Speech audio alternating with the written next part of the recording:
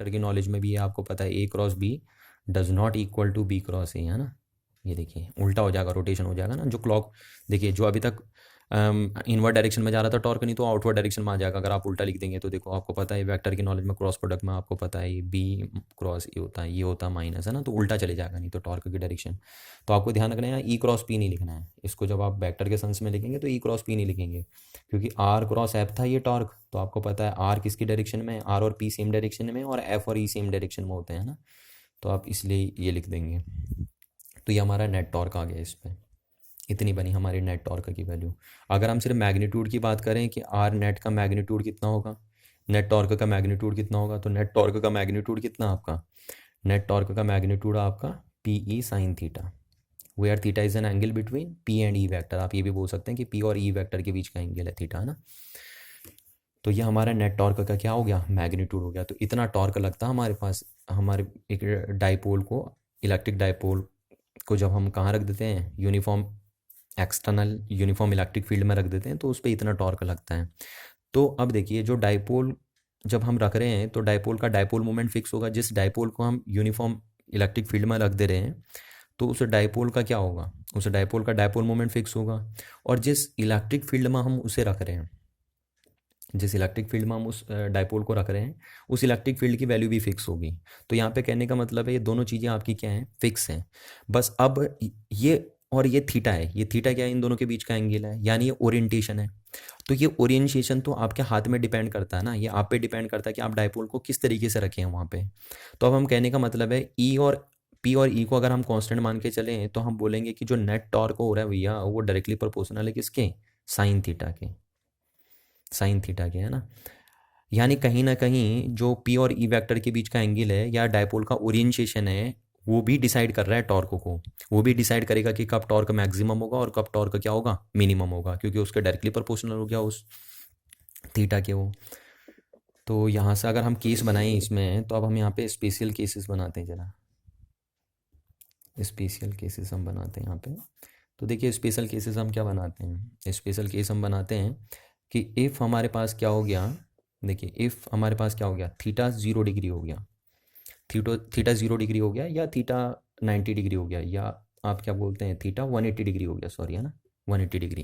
क्योंकि इन दोनों केस में देखिए, इन दोनों केस में चाहे थीटा 0 डिग्री हो या 180 डिग्री हो, आपको पता है कि साइन 0 डिग्री की वैल्यू भी कितनी होती है, 0 होती है, और साइन 180 डिग्री की वैल्यू भी आपकी कितनी होती है, साइन 180 डिग्री की वैल्यू भी आपकी कितनी होती है, 0 होती है।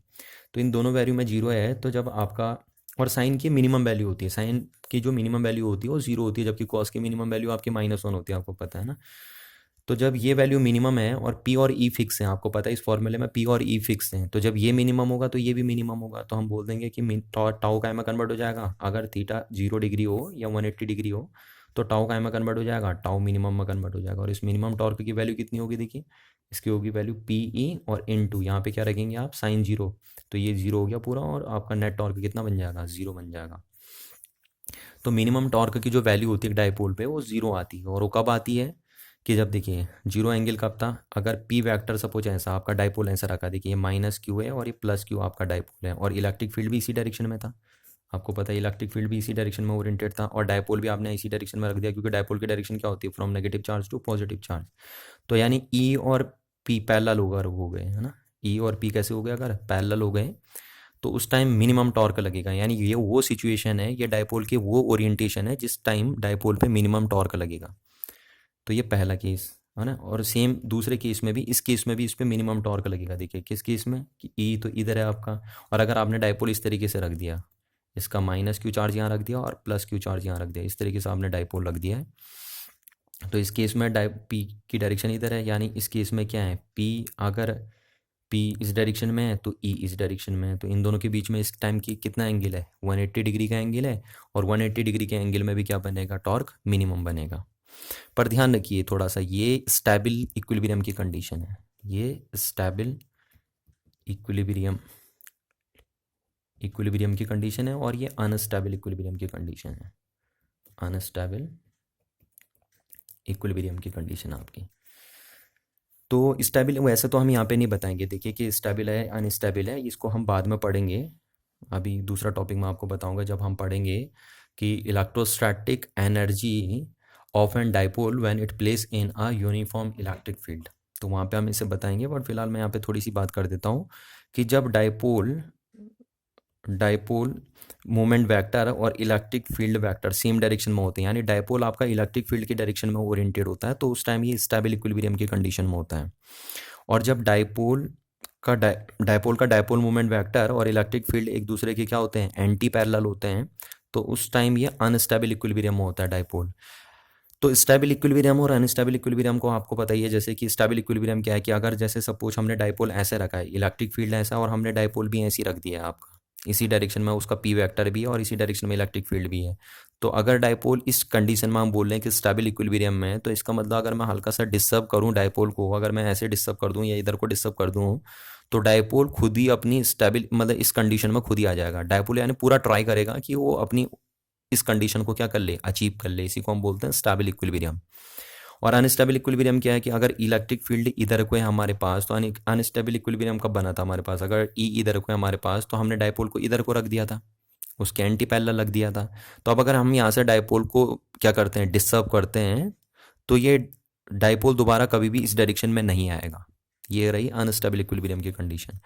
और यहाँ पे देखिए केस टॉर्क तो दोनों ही केस में क्या है, जीरो है। फोर्स भी दोनों केस में क्या है, जीरो है। टॉर्क तो बनता ही तब है जब नेट फोर्स कितना होता है, जीरो होता है ना। नेट टॉर्क बनेगा कब, जब नेट फोर्स जीरो होगा। तो आपको पता है कि ये आप इसको क्यों स्टेबल इक्विलिब्रियम फिर बोल रहे हैं, क्योंकि इस केस में भी नेट फोर्स जीरो है, इस केस में भी नेट फोर्स जीरो है, इस केस में भी नेट टॉर्क जीरो है, इस केस में भी नेट टॉर्क जीरो है। फिर ये स्टेबल इक्विलिब्रियम क्यों बना और ये अनस्टेबल इक्विलिब्रियम क्यों बना। देखिए इलेक्ट्रिक फील्ड क्या चाहता था कि डाइपोल उसके डायरेक्शन में आ जाए, तो हम बोल सकते हैं एक तरीका ये है कि हम बोल सकते हैं क्योंकि इलेक्ट्रिक फील्ड चाहता है कि डाइपोल उसके डायरेक्शन में आ जाए, इसलिए स्टेबल इक्विलिब्रियम की कंडीशन है। और दूसरा हमें इसके लिए हम ये बोल सकते हैं कि इलेक्ट्रिक फील्ड बिल्कुल नहीं चाहता कि डाइपोल उसके अपोजिट डायरेक्शन में चली जाए, इसलिए अनस्टेबल इक्विलिब्रियम की कंडीशन है। पर ये तरीका नहीं है ना, सही तरीका ये आएगा, अभी हम पढ़ेंगे, एक टॉपिक आएगा हमारे पास कि electrostatic potential energy of a dipole when it place in a uniform electric field. यानी जब हम एक डाइपोल को, इलेक्ट्रिक डाइपोल को एक्सटर्नल यूनिफॉर्म इलेक्ट्रिक फील्ड में रख देते हैं, तो उसके अंदर एक एनर्जी स्टोर हो जाती है, उस एनर्जी का नाम होता है इलेक्ट्रोस्टैटिक पोटेंशियल एनर्जी।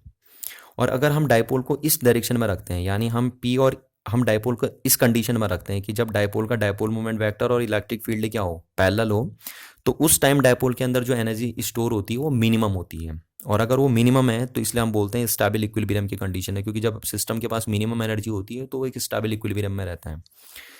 और दूसरा है कि अगर हम डाइपोल को इलेक्ट्रिक फील्ड के एंटी पैरेलल रखें, यानी हम पी वेक्टर और ई वेक्टर को एक दूसरे के एंटी पैरेलल अगर कर दें, तो उस टाइम डाइपोल के अंदर मिनिमम एनर्जी स्टोर होती है, सॉरी मैक्सिमम एनर्जी स्टोर होती है। और अगर मैक्सिमम एनर्जी स्टोर होती है तो हमें पता है जब भी सिस्टम के पास मैक्सिमम एनर्जी होती है तो सिस्टम कहाँ चले जाता है, अनस्टेबल इक्विलिब्रियम में चले जाता है।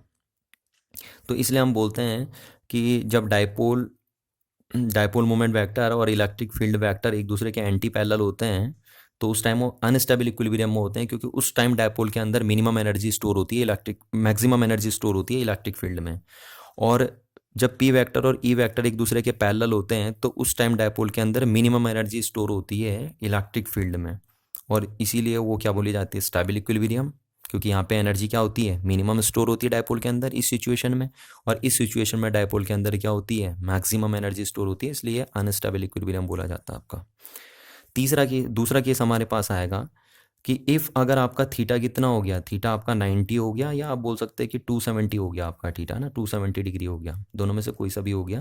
क्योंकि जब थीटा 90 हो या 270 तो नहीं बोलेंगे हम, देखिए 270 तो नहीं बोलेंगे हम, तो थीटा अगर 90 डिग्री हो, क्योंकि 270 में तो साइन नेगेटिव हो जाता है ना, यहाँ नहीं लेके चलेंगे हम, इस क्वाड्रेंट में नहीं लेके चलेंगे। थीटा 90 डिग्री अगर हमारे पास है, तो अगर थीटा 90 डिग्री है तो उस टाइम ये टॉर्क क्या होगा, मैक्सिमम होगा, क्योंकि साइन 90 पे क्या होता है, साइन थीटा की वैल्यू मैक्सिमम होती है। और क्योंकि ये दोनों चीज़ें तो फिक्स हो चुकी हैं, तो हम सिर्फ थीटा के बेस पे ही मैक्सिमम मिनिमम करने की कोशिश कर रहे हैं टॉर्क को। तो जब थीटा मैक्सिमम होगा तो टॉर्क भी मैक्सिमम होगा, तो मैक्सिमम टॉर्क कितना होगा, क्योंकि साइन आपको पता है साइन 90 की वैल्यू कितनी होती है, साइन 90 डिग्री की वैल्यू होती है आपकी 1। तो इसलिए हम बोलते हैं कि टाउ काय में कन्वर्ट हो जाएगा, अगर थीटा 90 हो गया तो tau converted into a tau maximum. और इस टाउ मैक्सिमम की वैल्यू क्या होगी, देखिए पी ई और साइन 90 कितना हो जाएगा, साइन 90 हो जाएगा आपका 1। तो मैक्सिमम टॉर्क आपका कितना लगेगा, मैक्सिमम टॉर्क आपका लगेगा पी ई। ये मैक्सिमम टॉर्क की वैल्यू हो गई। और मैक्सिमम टॉर्क कब लगेगा डाइपोल पे, जब अगर ई वेक्टर इधर है तो पी वेक्टर इस तरीके से होगा आपका, ये पी वेक्टर इस तरीके से होगा, यानी दोनों के बीच एंगल कितना बने 90 डिग्री अगर आपका एंगल बने तो उस टाइम क्या लगता है मैक्सिमम टॉर्क आपका लगता है डाइपोल पे। तो ये रहा आपका क्या torque experience by a dipole when it place in a external uniform electric field. तो इतना टॉर्क लगता है, आपको याद रखना है इसको फॉर्मूले को, P E sine theta, where theta is an angle between P vector and E vector. तो यहाँ से देखिए कुछ बुक वाले क्या करते हैं कि आप डायरेक्ट भी कैलकुलेट कर लेते हैं ना, आप डायरेक्ट भी कैलकुलेट कर सकते थे, आप चाहो तो डायरेक्ट भी आप इसे कैलकुलेट कर सकते थे कि नेट टॉर्क अगर आपको निकालना है। तो देखिए मैं आपको तरीका बता देता हूँ कि एक नेट टॉर्क आप कैसे निकालते हैं ना। मैंने तो यहाँ क्या कर रखा है, जो नेट टॉर्क निकाल रखा है वो दोनों टॉर्क का क्या कर रखा है समीशन कर रखा है, इस तरीके से दोनों टॉर्क का समेशन कर रखा है, फिर दोनों टॉर्क अलग अलग निकाल रखे हैं, फिर ऐड कर रखा है। तो आप चाहो तो शॉर्टकट भी कर सकते थे, देखिए आप इस तरीके से भी कर सकते थे कि अगर आपको नेट टॉर्क निकालना है तो आप नेट टॉर्क कैसे निकालते हैं। देखिए आपको पता है, जो अब आप नेट टॉर्क निकालते हैं कपल के केस में, कपल के केस में अगर आप नेट टॉर्क निकालते हैं, क्योंकि कपल बनना है यहाँ पे है ना, दोनों force equal magnitude opposite direction में डिफरेंट लाइन ऑफ एक्शन है। तो आप नेट टॉर्क कैसे निकालते हैं, आप नेट टॉर्क निकालते हैं ईदर फोर्स है ना, कोई सा भी फोर्स ले लीजिए आप दोनों में से, इन दोनों में से कोई सा भी फोर्स ले लीजिए either force, into the perpendicular distance between two forces, है ना, इन दोनों फोर्स के बीच की परपेंडिकुलर डिस्टेंस कितनी होती है। तो perpendicular distance between two forces. तो आप ये भी कहते हैं कि नेट टॉर्क का निकालने का एक फॉर्मूला डायरेक्ट ये भी है कि अगर आपको दो अलग अलग टॉर्क नहीं निकालने, देखिए मैंने तो पहले इस फोर्स का टॉर्क निकाला इस पॉइंट के अबाउट, फिर इस फोर्स का टॉर्क निकाला इस पॉइंट के अबाउट, और फिर दोनों को ऐड कर दिया, है ना। तो नेट टॉर्क आ गया मेरा, इस डाइपोल पे लगने वाला नेट टॉर्क आ गया ओ पॉइंट के अबाउट, और उस टॉर्क की डायरेक्शन किधर है, इनवर्ड डायरेक्शन में है। तो आप ऐसे भी निकाल सकते थे डायरेक्ट नेट टॉर्क, क्योंकि कपल के केस में नेट टॉर्क कैसे निकलता है, either force into the perpendicular distance between two force. तो देखिए यहाँ से वही रिजल्ट आएगा आपका बिल्कुल, आइदर फोर्स। तो आइदर फोर्स आप ले लीजिए एफ, है ना, F1 ले लीजिए चाहे F2 ले लीजिए, कुछ भी ले लीजिए, क्योंकि दोनों का मैग्नीट्यूड तो सेम ही है, तो मैं यहाँ F1 ले दे रहा हूँ, into the perpendicular distance between two force. तो देखिए दोनों फोर्स के बीच की परपेंडिकुलर डिस्टेंस क्या है, देखिए इस फोर्स का लाइन ऑफ एक्शन ये है, देखिए इस फोर्स का लाइन ऑफ एक्शन ये है, और इस फोर्स का लाइन ऑफ एक्शन ये है, देखिए ये इस डायरेक्शन में लग रहा है। तो हम ये कह सकते हैं कि ये जो डिस्टेंस है ये परपेंडिकुलर डिस्टेंस बिटवीन क्या है, perpendicular distance between these two force है। तो अगर हम इसे निकालें तो इस परपेंडिकुलर डिस्टेंस को अगर हम निकालना चाहते हैं, तो ये मेरा, ये इसका नाम हमने दिया था ए, इसका नाम हमने दिया था बी, इसका नाम मैं दे देता हूँ सी। तो ये बी सी परपेंडिकुलर डिस्टेंस है, तो इस बी सी को हम यहाँ लिख देते हैं ऊपर। अगर हम इस परपेंडिकुलर डिस्टेंस को निकालने जा रहे हैं तो अपॉन, और गिवन कौन सी है हमें, ये गिवन है, तो हम इसको लिख देते हैं 2r, ये लेंथ हमें गिवन है। तो इस एंगल के हिसाब से ये आपका क्या बना परपेंडिकुलर, ये क्या बना हाइपोटेनस, तो ये आपका क्या हो गया साइन थीटा हो गया। तो यहाँ से बी सी कितना आ गया आपका 2r साइन थीटा ही आ गया, है ना। तो यहाँ से perpendicular distance between two force कितनी हो गई, देखिए इस फोर्स का लाइन ऑफ एक्शन कह रहा हूँ ये था, इस फोर्स का लाइन ऑफ एक्शन ये था, तो ये दोनों फोर्स के बीच की क्या है परपेंडिकुलर डिस्टेंस है, ये नहीं है दोनों फोर्स के बीच की परपेंडिकुलर डिस्टेंस। तो the perpendicular distance between two force तो कितनी आई है आपकी आई 2r साइन थीटा। अब अगर आप यहाँ से वैल्यू रखेंगे ऐप की, तो ऐप की वैल्यू कितनी आई क्यू ई और इंटू 2r साइन थीटा। फिर आप 2r इंटू क्यू को क्या लिख सकते हैं, आप 2r इंटू क्यू को क्या लिख सकते हैं, आप p लिख सकते हैं, और पी ई क्या आ गया पी ई, और ये आपका बना साइन थीटा। तो आप डायरेक्ट भी कर सकते हैं, देखिए ये रिजल्ट डायरेक्ट आ गया। मैं ऐसे ही निकाला, मैंने दो अलग अलग टॉर्क निकाले, ये दो अलग अलग टॉर्क निकाले, और फिर अलग अलग टॉर्क, क्योंकि दोनों सेम डायरेक्शन में आ रहे हैं, चाहे सेम डायरेक्शन में ना हो डिफरेंट डायरेक्शन में भी हो, तो मैं उनको ऐड कर दूंगा। तो मैंने निकाला, तो मैंने अलग अलग टॉर्क निकाल के नेट टॉर्क निकाला। अब चाहो तो डायरेक्ट नेट टॉर्क भी निकाल सकते हो इस फॉर्मूले से, इधर force into the perpendicular distance between two force, जैसा आपने 11th क्लास में फॉर्मूला पढ़ा था। तो ये आपको ध्यान होना चाहिए, है ना। और ध्यान रखना एक चीज़, जब भी कपल काम करता है वो बात आपको ध्यान रखनी है। तो आप इस पॉइंट के अबाउट चाहे आपने नेट टॉर्क निकाला, इस पॉइंट के अबाउट देखिए आपका नेट टॉर्क कितना आया था पी ई, है ना, पी ई साइन थीटा। तो आप चाहे इसके अबाउट भी निकालिए, इसके अबाउट भी निकालिए, इस पॉइंट के अबाउट भी निकालिए, आप किसी भी पॉइंट के अबाउट अगर निकालते हैं तो सेम रिजल्ट यही आएंगे कपल के केस में। नेट टॉर्क हमेशा क्या होता है, नेट टॉर्क हमेशा सेम ही रहेगा या कांस्टेंट रहेगा कपल के केस में। आप किसी भी, आपने 11th क्लास में ट्राई भी करे हुए क्वेश्चन, तो आप किसी के भी आउट निकाल के देख सकते हैं, तो आप इस तरीके से भी निकाल सकते हैं, है नहीं। और इस चीज़ को यहाँ पे एक चीज़ ध्यान भी रखनी है आपको, है ना, कि मैंने वेक्टर सेंस में लिखा है। देखिए कुछ टीचर ऐसे भी बोलते हैं कि जो टॉर्क का फॉर्मूला होता है, क्या आप ऐसे याद रखिए कि टॉर्क का फॉर्मूला इस तरीके से वो टीचर बताते हैं कि टॉर्क जो आपका है वो क्या है, टॉर्क है force into the perpendicular distance of the force, perpendicular distance of the line of action of the force from the axis of rotation या from the point of rotation, है ना। आप एक्सिस ऑफ रोटेशन भी बोल सकते हो और point of rotation भी बोल सकते हो। तो वही चीज़ हमने लिखी है, मैंने सीधे वेक्टर सेंस में लिख दिया है। आप चाहो तो इस तरीके से भी लिख सकते हो, फोर्स इनटू ये टॉर्क जो आपने निकाला ना, वो ऐसे भी निकाल सकते हैं आप, इंडिविजुअल टॉर्क का force into the perpendicular distance of the line of action of the force from the axis of rotation. देखिए जो मैंने निकाला रिजल्ट ये आया, देखिए आपका ये आना ना। तो यहाँ पे देखो आपने फोर्स लिया इनटू और क्या है आर साइन थीटा। तो आप जरा आर साइन थीटा को यहाँ से कर लो, देखो आपने ये फोर्स लिखा और इनटू आर साइन थीटा, तो ये क्या हुआ फोर्स, और ये क्या हुआ perpendicular distance of the line of action of the force from the point of rotation. तो आप जरा चेक करके देख लीजिए, देखिए अगर ये आपका कितना आया था 2r साइन थीटा, तो ये क्या आएगा आपका, है ना, ये आपका आएगा आर साइन थीटा, आएगा ही नहीं आएगा। और ये क्या चीज़ है, देखिए आप जरा ध्यान से देखिए, तो ये क्या चीज़ है, ये है perpendicular distance of the line of action of this force from the point of rotation. ये परपेंडिकुलर डिस्टेंस है इस line of action of force की, कहाँ से, from the point of rotation से। तो आप ऐसे करके भी लिख सकते थे, जो आपकी मर्जी आ रही है। तो मैंने वेक्टर सेंस में लिख दिया है, तो आप ऐसे भी लिख सकते हो, आप इस तरीके से भी लिख सकते हो, या आप नेट टॉर्क निकाल के भी कर सकते हो, जो आपकी मर्जी आ रही है आप उस तरीके से करिए। कोई एक तरीका जो मैंने करा आप वो चूज़ कर सकते हो कि आपको नेट टॉर्क कैसे सेलेक्ट करना है। और यहाँ पे ध्यान रखिए कि ये पॉइंट के अबाउट ही रोटेशन होगा, क्योंकि सेंटर ऑफ मास क्या नहीं कर रहा, मूव नहीं कर रहा। तो इस पॉइंट के अबाउट ये चीज़ क्या करेगी, रोटेट करेगी।